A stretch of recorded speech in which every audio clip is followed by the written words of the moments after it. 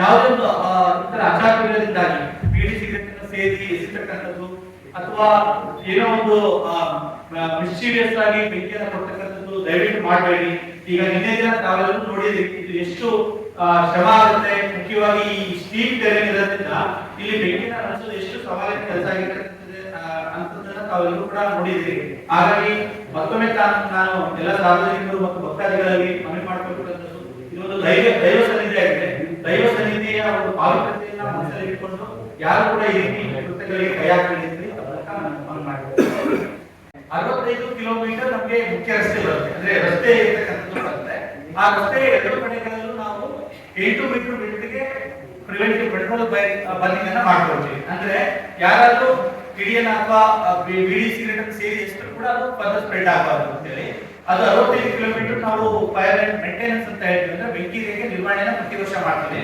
ಅದಲ್ಲದೆ ಈ ವರ್ಷ 5 ಕಿಲೋಮೀಟರ್ ಅಷ್ಟು ಹೊಸ ಬೆಂಕಿ ರೇಖೆ ನಿರ್ವಹಣೆ ಹೊಸ ಬೆಂಕಿ ರೇಖೆಯನ್ನು ಕೂಡ ಮಾಡ್ಕೊಂಡಿದ್ದೇವೆ.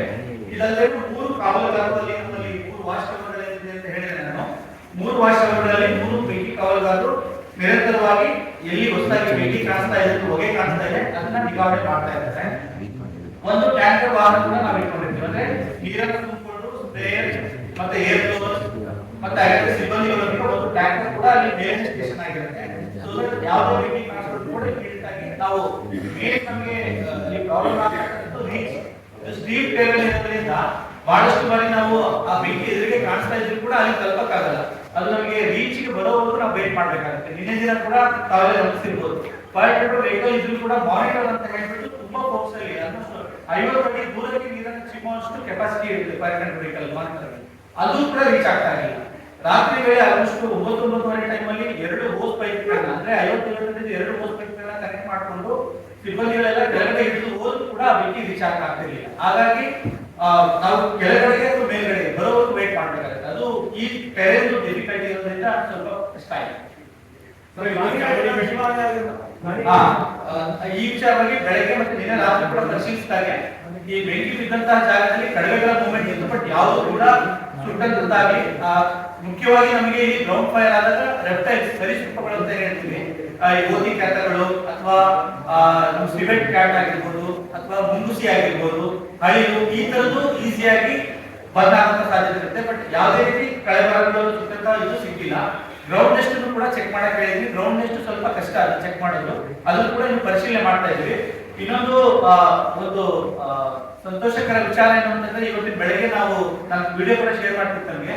ಇವತ್ತಿನ ಬೆಳಗ್ಗೆ ನಮ್ಮ ಸಿಬ್ಬಂದಿಗಳು ಈ ರೆಸಿಡ್ಯೂಯಲ್ ಫೈರ್ ಮಾನಿಟರ್ ಮಾಡಕ್ ಹೋದಾಗ ದೇವಿಕೆರೆ ಭಾಗದಲ್ಲಿ 2 ದೊಡ್ಡ ಚಿರತೆಗಳು ಮತ್ತೆ 2 ಮರಿಗಳೊಟ್ಟಿಗೆ ಅಲ್ಲಿ ಮೂವ್ಮೆಂಟ್ ಆಗ್ತಾ ಇರೋದನ್ನು ಕೂಡ ವಿಡಿಯೋ ರೆಕಾರ್ಡ್ ಮಾಡಿದ್ದಾರೆ. ಸೊ ಹಾಗಾಗಿ ಯಾವುದೇ ವನ್ಯ ಪ್ರಾಣಿಗಳಿಗೆ ಹಾನಿಯಾಗಿರ್ತಕ್ಕಂಥದ್ದು ಮೇಲ್ನೋಟಕ್ಕೆ ಎಲ್ಲೂ ಕಾಣಿಲ್ಲ.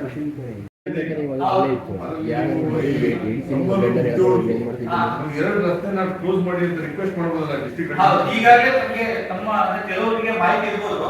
ಸೆಪ್ಟೆಂಬರ್ 2023 ರಾತ್ರಿ ವೇಳೆ 10 ಗಂಟೆಯಿಂದ ಬೆಳಗ್ಗೆ 6 ಗಂಟೆಯಿಂದ ನಾವು 3 ಗೇಟ್ಗಳನ್ನ ಮುಖ್ಯ ಗೇಟ್ ಅನ್ನ ಬಿಟ್ಟು 3 ಗೇಟ್ಗಳನ್ನ ಇಲಾಖಾ ವತಿಯಿಂದ ನಾವು ಲಾಕ್ ಮಾಡ್ತಾ ಇದ್ದೀವಿ.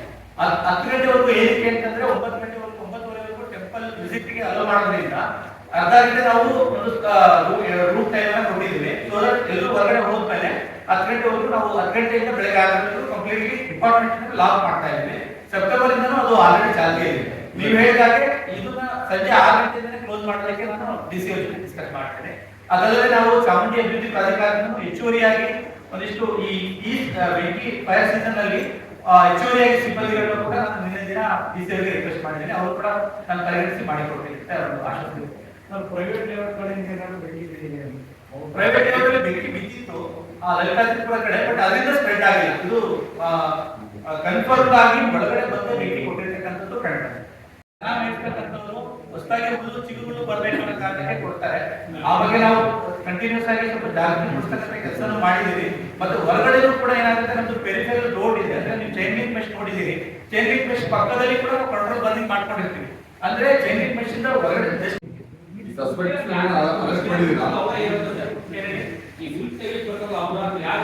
ಅದನ್ನ ನಾವು ಸ್ವಲ್ಪ ಮಾನಿಟರ್ ಮಾಡ್ತಾ ಇದ್ದೀವಿ. ಸ್ವಲ್ಪ ದನಗಳ ಬಿಡ್ತಾರೆ ಮೇಲಿಗೆ, ಪ್ರಾಯಶಃ ಅವ್ರಿಗೆ ಒಂದು ಅನುಮಾನ ಇದೆ, ಅದನ್ನ ನಾವು ಮಾನಿಟರ್ ಮಾಡ್ತಾ ಇದ್ದೀವಿ. ಸರ್, ಈಗ 3 ಜನ ನಾವು ಕಾವಲುಗಾರರಿಗೆ 3 ಜನ ಸಾಕಾಗಿಲ್ಲ ಖಂಡಿತ. ಆದ್ರೆ ಮೇನ್ ವಾಚ್ ಒಂದು ಹೇಗೆ ವರ್ಕ್ ಆಗುತ್ತೆ ಅಂತಂದ್ರೆ ವಾಚ್ ಟವರ್ ಅಲ್ಲಿ ಮಾನಿಟರ್ ಮಾಡಲಿಕ್ಕೆ 24/7 24 ಗಂಟೆನೂ ವಾಚ್ ಟವರ್ ಅಲ್ಲಿ ಇರ್ತಾರೆ. ನಮಗೆ ಈ ಬೆಂಕಿಯನ್ನು ಆರಿಸಲಿಕ್ಕೆ ಸಿಬ್ಬಂದಿಗಳೇನಿದ್ದಾರೆ ಅವರು ಕೆಳಗಡೆ ಇರ್ತಾರೆ. ಅಲ್ಲಿ ವಾಚ್ ಟವರ್ ಅಲ್ಲಿ ಕೂತ್ರೆ ಅಲ್ಲಿಂದ ಅವ್ರಿಗೆ ರೀಚ್ ಆಗ್ತಾರೆ. ಆ ಕಾರಣಕ್ಕೋಸ್ಕರ ಅವ್ರನ್ನ ಕೆಳಗಡೆ ಇಟ್ಕೊಂಡು ವೆಹಿಕಲ್ ಅಲ್ಲಿ ಅಲ್ಲಿಂದ ರೀಚ್ ಮಾಡಿ.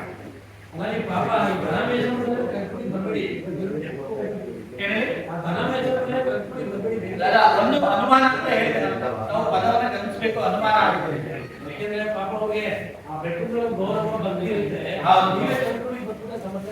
ಇಲ್ಲ, ಅದಕ್ಕೆ ನಾವು ಟವರ್ ಡಂಪ್ ಅನಾಲಿಸಿಸ್ ಅಂತ ಹೇಳಿದ್ರೆ ಅದನ್ನು ಕೂಡ ಮಾನಿಟರ್ ಮಾಡ್ತಾ ಇದ್ದೀವಿ. CCTV ಯಾಕೆ ಹಾಕೋದು ಸಿಗ್ತಾ ಇಲ್ಲ ಅಲ್ಲಿ? CCTV ಸುತ್ತ ಹಾಕ್ಬೇಕು. ಅದಕ್ಕಿಂತ ಮುಖ್ಯವಾಗಿ ನಮ್ಗೆ ಏನಂತಂದ್ರೆ ಈಗ 17 ಕಿಲೋಮೀಟರ್ ಪೆರಿಫೆರಿ ಬರುತ್ತೆ. ನಮ್ದು ಚಾಮುಂಡಿ ಬೆಟ್ಟ ಮೀಸಲು ಅರಣ್ಯ ಸುತ್ತ ಇದೆ 17 ಕಿಲೋಮೀಟರ್ ಬೌಂಡ್ರಿ ಬರುತ್ತೆ. 17 ಕಿಲೋಮೀಟರ್ ಅಲ್ಲಿ ನಮ್ದು ಕಂಪ್ಲೀಟ್ ಚೈನಿಂಗ್ ಮೆಶ್ ಇದೆ. ಅದಲ್ಲದೆ ನಾವು ಕಳೆದ ವರ್ಷ 560 ಮೀಟರ್ ಅಷ್ಟು ಕಾಂಪೌಂಡ್ ವಾಲ್ಸ್ ಮಾಡಿದ್ದೀವಿ. ಸೊ ದಟ್ ಇವನ್ ಲೇಔಟ್ ಇಂದ ಹೊರಗಡೆ ಡಂಪ್ ಮಾಡಿದಂತ ಲಿಟರ್ ಏನಾದ್ರು ಬೆಂಕಿ ಕೂಡ ಅದು ಒಳಗಡೆ ಬರಬಾರದು. ಅದೇ ರೀತಿಯಲ್ಲಿ ಈ ವರ್ಷ ಅಂದ್ರೆ ಈಗಾಗಲೇ ನಾವು 860 ಮೀಟರ್ಗೆ ಹೆಚ್ಚುವರಿಯಾಗಿ ಟೆಂಡರ್ ಕೂಡ ಮಾಡ್ತಾ ಇದ್ದೀವಿ. ಮುಂದಿನ ದಿನಗಳಲ್ಲಿ ಸಂಪೂರ್ಣವಾಗಿ ಕಾಂಪೌಂಡ್ ಇಂದ ಕವರ್ ಮಾಡಿದ್ರೆ ಮಾತ್ರ ನಾವು ಇದು ಸಿಟಿ ಪಕ್ಕದಲ್ಲಿ ಇರೋದ್ರಿಂದ ಈ ಬೇಸ್ಗೆ ಬೆಂಕಿ ಕೊಡ್ತಕ್ಕಂಥದ್ದು ಅಥವಾ ಸುತ್ತಮುತ್ತ ಲೇಔಟ್ ಬೆಂಕಿ ಕೊಡ್ತಕ್ಕಂಥದ್ದು ಒಳಗಡೆ ಬರದೇ ಇರೋ ರೀತಿಯಾಗಿ ನಾವು ಶಾಶ್ವತವಾಗಿ ತರಲಿಕ್ಕೆ ಸಾಧ್ಯ. ಆ ನಿಟ್ಟಿನಲ್ಲಿ ನಾವು ಈಗಾಗಲೇ 560 ಮೀಟರ್ ಕಾಂಪೌಂಡ್ ಮಾಡಿದ್ವಿ. ಹೆಚ್ಚುವರಿಯಾಗಿ 860 ಮೀಟರ್ ಕಾಂಪೌಂಡ್ ಉಳಿದಂತ ಭಾಗ ಕೂಡ ಕಾಂಪೌಂಡ್ ನಿರ್ಮಾಣ ಮಾಡಲಿಕ್ಕೆ ಹೋಗುವಾಗ ರೈಟ್ ಸೈಡ್ಗೆ ಮಾತ್ರ ಮಾಡಲಿಕ್ಕಾಗುತ್ತೆ, ಲೆಫ್ಟ್ ಸೈಡ್ಗೆ ಮಾಡಕ್ಕಾಗಲ್ಲ. ಎರಡು ಭಾಗದಲ್ಲೂ ಇಲ್ಲ, ಉತ್ತರ ರಸ್ತೆಯಲ್ಲಿ ಎರಡು ಭಾಗದಲ್ಲೂ ಇರಲಿಲ್ಲ. ಈಗ ಕೆಳಭಾಗ ಆಗಲಿ ಮೇಲ್ಭಾಗ ಆಗಲಿ ರಸ್ತೆಯಲ್ಲಿ ಎರಡು ಭಾಗದಲ್ಲೂ ಇರಲಿಲ್ಲ. ನಾನು ಇದ್ದಲ್ಲಪ್ಪ ಅಲ್ಲಿ ನಾನು ಮತ್ತೆ DC ಅವರಿಗೆ ಖುದ್ದಾಗಿ ನಿಂತ್ಕೊಂಡಿದ್ದೀನಿ. ನೀವು ಯಾವ ಪಾರ್ಟ್ ಹೇಳ್ತೀರಾ ಬೇಕಾದ್ರೆ ಜೊತೆಲಿ ವಿಸಿಟ್ ಮಾಡಿ. ನಾನು ನಿಂತು ಜೊತೆಲಿ ವಿಸಿಟ್ ಮಾಡ್ತೀನಿ ಅಂದ್ರೆ ಅಲ್ಲಿ ಅಲ್ಲಿ ಗಲಾಟೆ ಕೂಡ ಆಯ್ತು. ಸ್ಥಳೀಯರ ಜೊತೆಗೆ ಸಿಬ್ಬಂದಿಗಳ ಮೂಲ ಆರೋಪ ಇದ್ದಿದ್ದಲ್ಲಿ ಕೇಳಿದ್ದೀನಿ. ಕಳೆದ 2 ವರ್ಷ ಕೂಡ ನೀವು ಗಮನಿಸಬಹುದು, ನಮಗೆ 2 ಫೈಲ್ ಮಾತ್ರ ಆಗಿದೆ. ಕಳೆದ 2 ವರ್ಷದಲ್ಲಿ ನಮಗೆ ಸ್ಟಾಟಿಸ್ಟಿಕ್ಸ್ ಹೇಳೋದಾದ್ರೆ 2022-23ರಲ್ಲಿ ಟೋಟಲ್ 2.5 ಎಕರೆ ನಮಗೆ ಫೈಲ್ ಆಗಿದೆ ಅಷ್ಟೇ. ಅದಕ್ಕಿಂತ ಮುಂಚೆ 19-20 ಬರ್ತಾ ಆಗಿದೆ. ಸೊ ಸಿಬ್ಬಂದಿಗಳ ಕೊರತೆ ಇದೆ. ಆ ವಿಷಯವಾಗಿ ನಾನು ಪ್ರಾಧಿಕಾರಕ್ಕೂ ಕೂಡ ಮನವಿ ಮಾಡಿದ್ದೀನಿ. ಅವರು ಅಡಿಷನಲ್ ಸಿಬ್ಬಂದಿಗಳು ಕೊಡ್ತೀನಿ ಅಂತ ಹೇಳಿದ್ರೆ ಮುಂದಿನ ದಿನಗಳಲ್ಲಿ ನಾವು ಹೆಚ್ಚುವರಿ ಸಿಬ್ಬಂದಿಗಳು ಹಾಕೊಡ್ತೀವಿ. ಇಲ್ಲಿ ಕೂಡ ನೀಡ್ ಬೇಸ್ಡ್ ಆಗಿ ನಮಗೆ ಬೇರೆ ದೇಶಗಳಲ್ಲೂ ಕೂಡ ಸಿಬ್ಬಂದಿಗಳು ತೊಡಗಿಸಿಕೊಳ್ಳಿಕ್ಕೆ ಅವಕಾಶ ಇದೆ. ಇನ್ನೇನ ನಾವು ಗಮನಿಸಬಹುದು, ಒಟ್ಟಾರೆಯಾಗಿ 27 ಸಿಬ್ಬಂದಿಗಳನ್ನು ಹಾಕ್ತೀವಿ. ಸೊ ಅವಶ್ಯಕತೆಗೆ ಅನುಗುಣವಾಗಿ ನಾವು ಸಿಬ್ಬಂದಿಗಳನ್ನು ಕರ್ಸ್ಕೊಳ್ತೀವಿ. ಸಿಬ್ಬಂದಿ ಕೊರತೆ ಅಲ್ಲಿ ಗ್ರೌಂಡ್ ಅಲ್ಲಿ ಇಲ್ಲ ಅಂತ ಕೂಡ ಅವಶ್ಯಕತೆಗೆ ಅನುಗುಣವಾಗಿ ನಾವು ಸಿಬ್ಬಂದಿಗಳನ್ನು ತಗೊಳ್ತಾ ಇದ್ದೀವಿ. ಎರಡು ಒಣಗಿದಂತ ಮರಗಳು, ನೀರಿನ ಮರಗಳು ಸಂಪೂರ್ಣವಾಗಿ ಸುತ್ತಕ್ಕದ್ದು. ಬಾಕಿ ಎಲ್ಲ ಗ್ರೌಂಡ್ ಫೈರ್ ವೀಡ್ಸ್ ಅಂದ್ರೆ ಕಳೆ ಮತ್ತೆ ಗಿಡಗಂಟಿಗಳು ಇರುತ್ತದೆ, ಅದು ಮಾತ್ರ ಎರಡು ಸಂಪೂರ್ಣವಾಗಿ ಒಣಗಿದಂತ 2 ಮರಗಳು. ಈಗ ಬೇಸಿಗೆ ಆದ್ರಿಂದ ಅಲ್ಲಿ ಚಿರತೆಗಳಿವೆ, ಒಂದು 7 ಚಿರತೆಗಳಿದೆ. ಅವಕ್ಕೆಲ್ಲ ಏನಾರ ನೀರು ಮತ್ತೆ ಆಹಾರ ಕೊಡೋಕೆ ವ್ಯವಸ್ಥೆ ಇದೆಯಾ? ಮೇಲೆ ನಮಗೆ ಅಲ್ಲಿ ಒಂದು ದೇವಿಕೆರೆ ಇದೆ, ಕೆಳಗಡೆ ಅಂದ್ರೆ ತಾವರೆಕಟ್ಟೆ ಕೆರೆ. ತಾವರೆಕಟ್ಟೆ ಕೆರೆ ತುಂಬಾ ಚೆನ್ನಾಗಿ ನೀರಿರ್ತಾವೆ. ಬಹುತೇಕ ಆ ಭಾಗಗಳನ್ನು ಬಳಸಿಕೊಳ್ತಾರೆ. ಅದು ಬಿಟ್ಟರೆ ಮಲೆಪಾಲೇಶ್ವರ ಮುಂದೆ ಒಂದು ಸಣ್ಣ ಕೆರೆ ಇದೆ, ಅಲ್ಲೂ ಕೂಡ ನೀರಿಗೆ ಸಾಕಷ್ಟು ಇದೆ. ಹೆಚ್ಚುವರಿಯಾಗಿ ನಮ್ಮ ಫ್ರಿಡ್ಜ್ ಅಲ್ಲಿ ಒಂದು 14 ಕೂಡ ನಾವು ತೊಟ್ಟಿಗಳನ್ನ ಮಾಡ್ಕೊಂಡಿದ್ದೀವಿ. ಅಂದ್ರೆ ಈ ಕೆರೆಗಳು ಒಣಗಿದಂತೆ ಅಲ್ಲಿ ನಾವು ನೀರು ಆಹಾರ ಏನಾರು ಕೊಡ್ತೀರಾ ಸರ್? ಆಹಾರಕ್ಕೆ ಸರ್ಕಾರಕ್ಕೆ ತಿನ್ನಿ ಪರಿ